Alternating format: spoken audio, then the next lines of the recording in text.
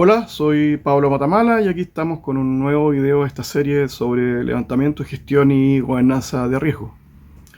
Hoy voy a hablarles de una teoría de riesgo que se llama retórica y documentos de fantasía.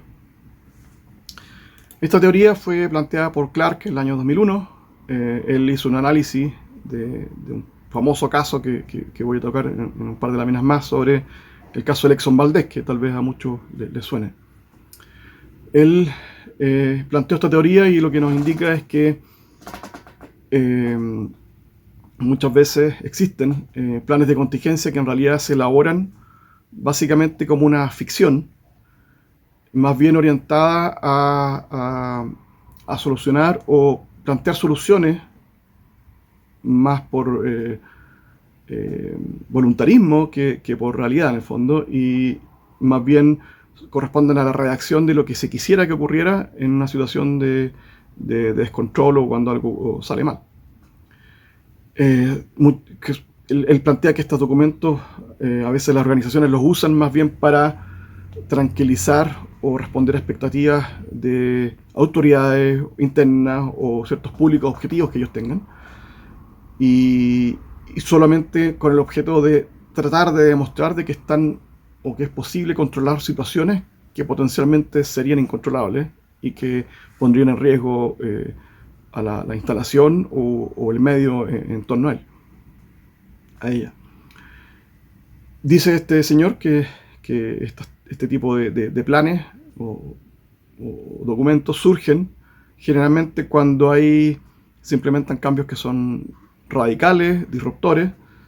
Por ejemplo, la expansión a mercados que son desconocidos completamente, y cuando hay demasiadas expectativas sobre lo que se está elaborando y demasiados ojos puestos sobre esto. Entonces, ahí viene este instinto por tratar de plasmar en un documento una fantasía que demuestre control sobre algo que tal vez no está bajo control. Un error típico que él describe asociado a este tipo de planes es el escalar soluciones que existen, pero escalarlas a órdenes de magnitud en las cuales no se han probado y sobre lo que no hay información ni respaldo técnico para eso.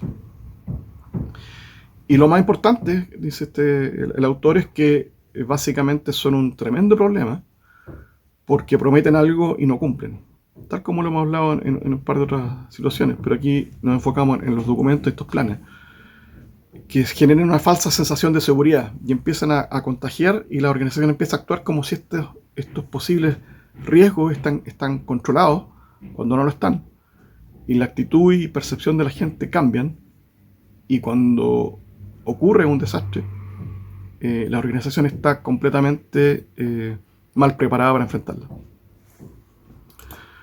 Entonces, por lo mismo, el ejemplo emblemático para esta teoría, y es porque de allí surge, es el caso del Exxon Valdez. Estamos hablando del año 1989. Para ese entonces, todavía ocurre, en el puerto Valdez, que está en Alaska, donde se embarca petróleo en grandes buques tanques hacia el resto de Estados Unidos. En el año 89, el Exxon Valdez derramó en esta zona 260.000 barriles de crudo en el océano. Afectó a 2.000 kilómetros de costa. Era el mayor derrame hasta ese entonces de petróleo. Y este señor, revisando el historial de este caso, encontró que el plan de contingencia que existía consideraba básicamente dos medidas. Uno, aviones con dispersantes para atacar el petróleo en el agua. Y dos, instalación de una gran barrera de contención para recuperar el petróleo que estaba en el agua. Lamentablemente, cuando ocurrió esto, gran parte de los aviones y dispersantes no estaban disponibles, estaban en otro lugar en pruebas. Además, el clima no ayudó para que esto fuera factible. Y por otro lado, si bien la barrera de contención inflable estaba disponible, estaba almacenada en bodega, la barcaza que estaba dispuesta para su traslado estaba en mantenimiento, por lo cual no se pudo contar con esta barrera.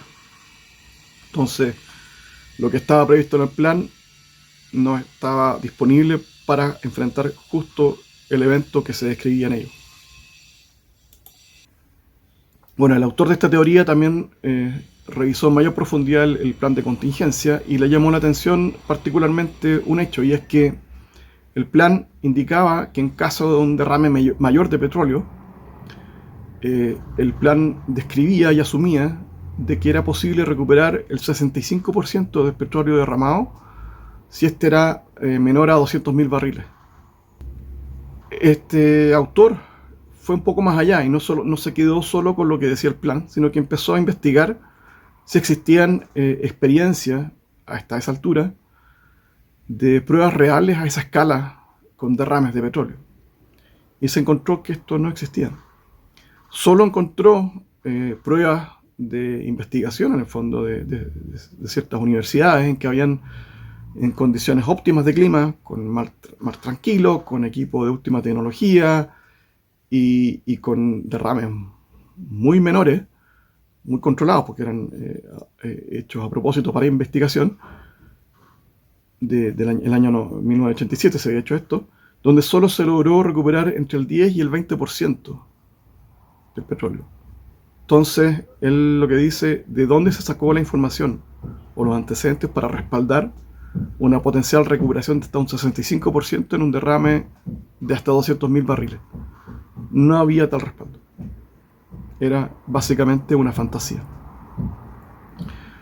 Por otro lado, y esta es una de las consecuencias que tiene que ver con el último punto que mencioné al principio, cuando el terminal inició sus operaciones en Puerto Valdés, cada vez que un barco tanque, un petrolero, entraba o salía del puerto, lo escoltaba un remolcador para, en caso de verse complicada la maniobra, apoyarlo.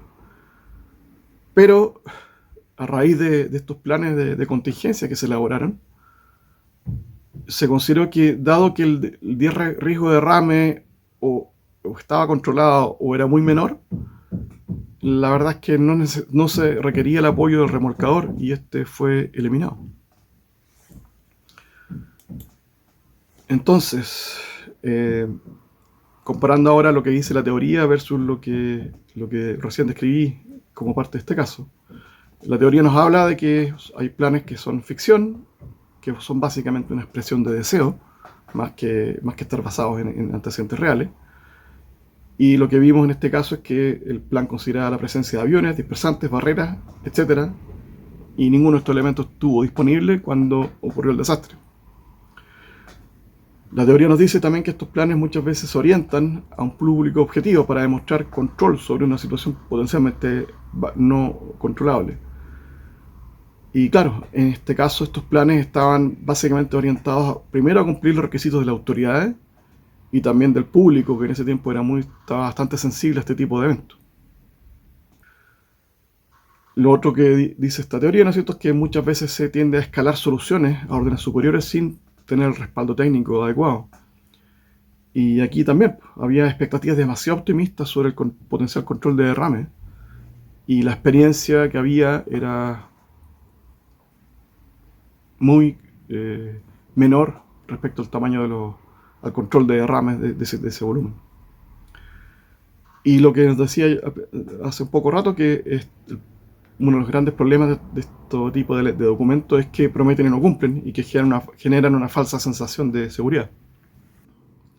En este caso, esto se refleja en el hecho de que se creyó que, dado lo que decía el plan de contingencia, el riesgo de derrame era bajo y por lo tanto se eliminó el remolcador de escolta. En resumen, lo que nos dice la teoría, ¿no es cierto? Dije en un comienzo que son planes de contingencia que solo son ficciones, que tratan de elaborar sobre lo que se cree o que se quiere que pueda ocurrir cuando las cosas salen mal.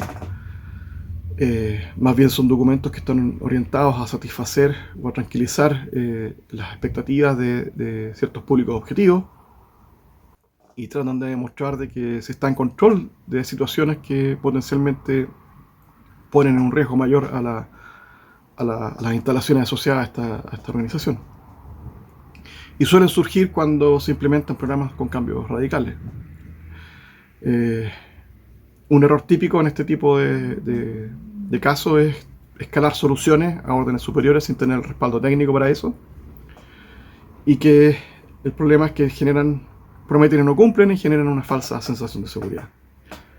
Y como vimos, el caso del Exxon Valdez presenta todos estos puntos en los hechos que se describen y que ocurrieron en ese lamentable derrame de petróleo. Bueno, espero que haya sido interesante para ustedes. Los dejo por ahora. Esta fue la quinta teoría de riesgo, así que vamos a pasar a otros temas en los siguientes videos. Chao.